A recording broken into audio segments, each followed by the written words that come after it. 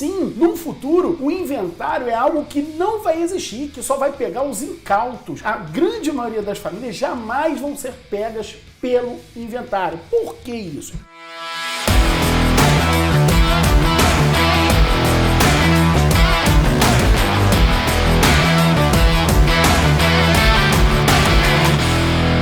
Para início de conversa, deixa eu dizer aqui para você, não é verdade, o inventário não vai acabar, pelo menos não tem nenhum projeto de lei, até onde eu saiba, querendo acabar com o inventário, mas ele vai virar letra morta na lei. Isso, letra morta na lei. Você lembra lá, por exemplo, a sociedade em comandita simples?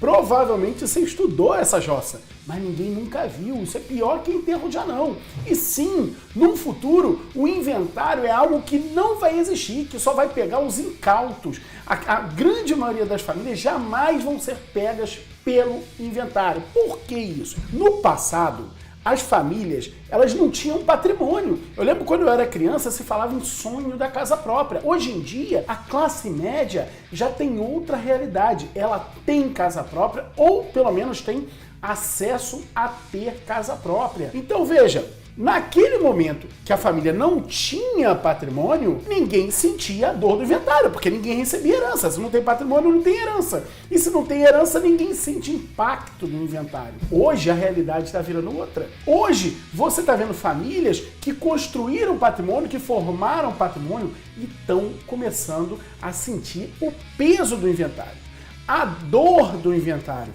No passado, quem vendia a solução para um problema que quase ninguém tem era como se estivesse vendendo a cura para uma doença raríssima. Agora não. Agora, como muito mais pessoas têm patrimônio, as pessoas estão ao contrário, em busca dessa solução que elas sim já estão tomando conhecimento que existe. E é por isso que o inventário, ele tende sim a acabar na prática, a virar letra morta na lei. Mas afinal de contas, qual é o impacto desse inventário? O quanto que o inventário dilapida o patrimônio de uma família? E é isso que eu quero te mostrar aqui na tela em números. Vamos lá, vamos criar aqui um exemplo para mostrar em números o quanto esse inventário vai dilapidar o patrimônio da família. Imagina só uma família que adquiriu, por exemplo, há 20 anos atrás, um imóvel por R$250 mil.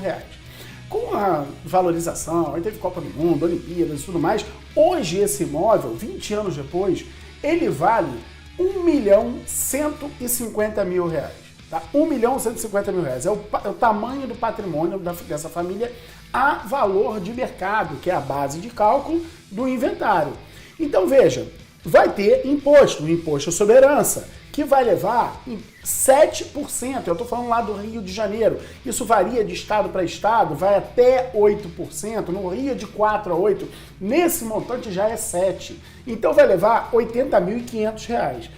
Honorários de advogado, por exemplo, no meu escritório, esse mesmo inventário teria esse mesmo valor, 7% também, porque não é litigioso, se fosse litigioso seriam 12%, mas um inventário sem litígio, feito em cartório, mais R$80.500 só de honorários. E aí vai ter um cartório de notas para fazer a escritura do inventário, vamos botar aí uns R$5.000, mais todas as certidões que vão ser necessárias para instruir o inventário, vamos botar mais R$3.000 e depois vai ter que fazer o registro de imóveis, são mais R$7.000.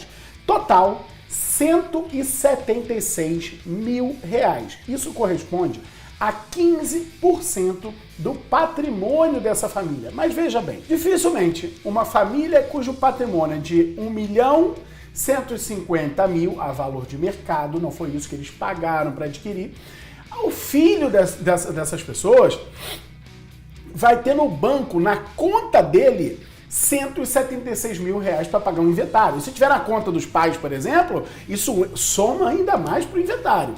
Então veja, qual é a única solução que essa família encontra, e eu estou muito confortável para te dar esse exemplo, porque foi um exemplo exatamente como esse que aconteceu dentro do meu escritório, né? Essa família tem como única solução vender o imóvel para pagar o inventário. Isso mesmo. E como vende um imóvel dentro de um inventário, normalmente vende como? Mais barato, com deságio, vende para investidores, quem topa assumir o risco. Então veja, normalmente esse deságio fica na casa aí dos 20%, isso se for em área urbana, tá? Se for em área rural, nossa senhora, é muito maior o deságio. Mas vamos botar aqui, vamos ser conservadores com esses números e botar 20% de deságio, 20% a menos. Ou seja, um imóvel de R$1.150.000, ele vai ser vendido por R$920 mil. Por estar vendendo esse imóvel ainda dentro do inventário, a família ainda vai pagar imposto de renda sobre o ganho de capital, ou seja, a diferença entre os 920 da venda e os 250 da aquisição. Então são 15% a menos que essa família vai ter.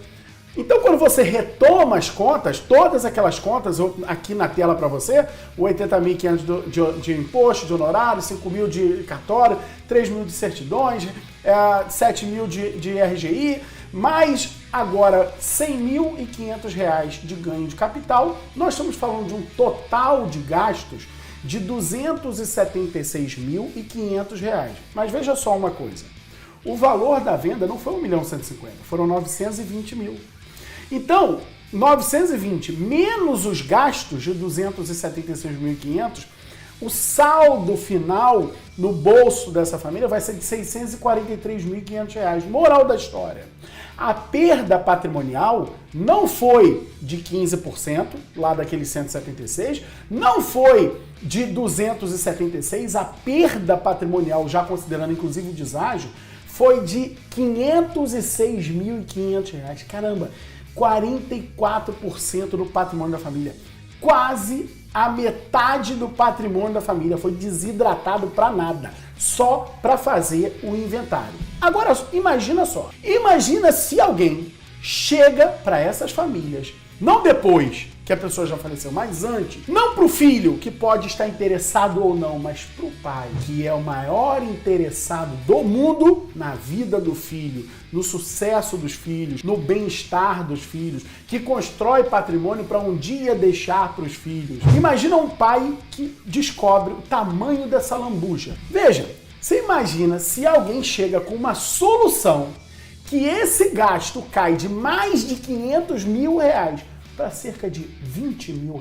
Você imagina isso? Será que o trabalho dessa pessoa vai valer o bastante? Será que vai ser bem remunerado? Será que vale a pena pagar para um cara que consegue reduzir de 500 mil para 20 mil? Será que vale a pena pagar 35 mil reais por isso? E eu digo para você, é isso que a gente tem encontrado na prática. É isso que a gente tem encontrado nas famílias. Famílias que pagam, inclusive, muito mais do que isso para ter essa solução.